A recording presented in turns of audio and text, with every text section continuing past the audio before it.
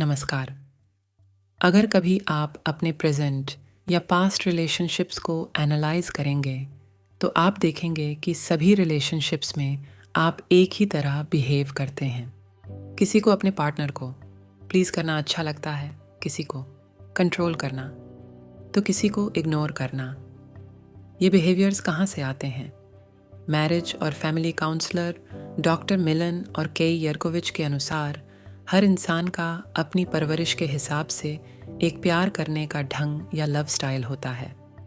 हमारे जीवन के पहले कुछ सालों में हर सेकंड 10 लाख से ज़्यादा न्यूरल कनेक्शंस बनते हैं जो उम्र के साथ कम हो जाते हैं। इसलिए बचपन में हम जो सीखते हैं, जो ऑब्जर्व करते हैं, जो व्यवहार देखते हैं, वह हमारे लव स्टाइल्स को अफेक्ट करता है। आइए आज इन लव स्टाइल्स के बारे में थोड़ा और जानते हैं। द प्लीज़र, सबको खुश रखने वाला। इस कैटेगरी में आने वाले लोगों के माता पिता बहुत ही क्रोधी, क्रिटिकल, ट्रबल्ड या ओवर प्रोटेक्टिव होते हैं, या फिर इनके भाई बहन बहुत राउडी होते हैं। घर में चलते कोलाहल को मैनेज करने के लिए और अपने पेरेंट्स को थोड़ी शांति देने के लिए ये गुड किड्स बनकर रहते हैं। ये ऐसा कुछ नहीं करते जिससे उनके पेरेंट्स को गुस्सा आए या स्ट्रेस हो। इसलिए घर में और ऑफिस में भी ये दूसरों के लिए रोल मॉडल्स बनकर रहते हैं। उनका इतना समय दूसरों को प्लीज़ करने में जाता है कि समय के साथ औरों की राय उनकी अपनी राय से ज़्यादा मायने रखने लगती है। इसलिए वो सबको अच्छे और केयरिंग नेचर के लगते हैं और अपने रिलेशनशिप्स में बहुत कमिटेड होते हैं। वो अपने पार्टनर को हर हाल में खुश रखना चाहते हैं और ना कहने में उन्हें दिक्कत आती है। पर जहाँ सतह पर वो बहुत ही काल्म और समझदार नज़र आते हैं, उनके अंदर सब शांत नहीं होता। उन्हें लड़ाई झगड़े से बहुत डर लगता है और वो हर हाल में बस कॉन्फ्लिक्ट सॉल्व करना चाहते हैं। झगड़ा टालने के लिए ये अपने पार्टनर से खुलकर अपने विचार एक्सप्रेस नहीं करते। वो पैसिव एग्रेसिव हो जाते हैं, जहाँ वो ताने मारकर, चुप रहकर या सार्कास्टिक होकर काम चलाते हैं। वो हर हाल में आमना सामना अवॉइड करते हैं। अपने रिश्ते को मजबूत करने के लिए उन्हें अपनी इच्छाओं और भावनाओं के बारे में ईमानदार होना सीखना चाहिए। खुद के लिए खड़ा होना सीखना चाहिए। उन्हें वो करना चाहिए जो सही है, ना कि वो जो उनसे एक्सपेक्टेड है। द विक्टिम, हमेशा पीड़ित महसूस करने वाला, ये अक्सर एक डिसऑर्डर से भरे अव्यवस्थित घर में बड़े होते हैं, जहाँ माँ बाप बहुत ही गुस्सैल और वायलेंट होते हैं। बहुत कम उम्र से वो समझ जाते हैं कि पेरेंट्स के गुस्से से बचने के लिए उनकी सारी बातें मान लेनी चाहिए ताकि वो उन पर ज़्यादा ध्यान ना दें।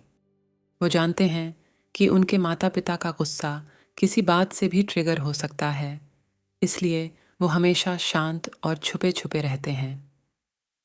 वो अपने साथ ज़्यादा समय बिताते हैं और कई बार केओस से बचने के लिए एक ख्याली दुनिया बना लेते हैं जिसके ज़रिए वो रियलिटी से दूर भाग सके। ये अपने विचार खुलकर नहीं रख पाते क्योंकि उनमें लो सेल्फ एस्टीम होती है।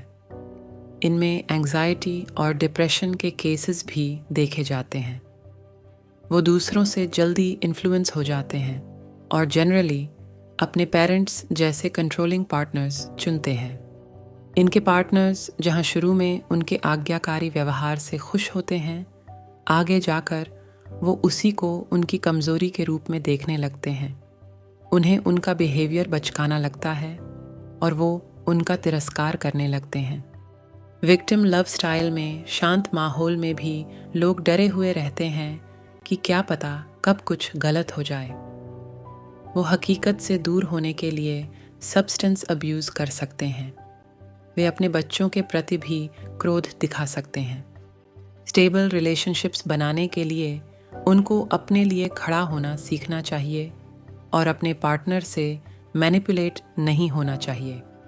द कंट्रोलर, सब कुछ नियंत्रण में रखने वाला। इस लव स्टाइल वाले लोग ऐसे घर में बड़े होते हैं जहां उन पर ज़्यादा ध्यान नहीं दिया जाता। उन्हें आमतौर पर सुरक्षित महसूस नहीं होता, इसलिए छोटी उम्र से ही वो अपना ख्याल रखना सीख जाते हैं। उन्हें लगता है कि सरवाइव करने के लिए उन्हें टफ बनना पड़ेगा। उन्हें हर समय कंट्रोल में रहने की ज़रूरत महसूस होती है, क्योंकि उन्हें लगता है कि इससे वो अपने भय और असहायता की भावनाओं को दूर रख सकते हैं।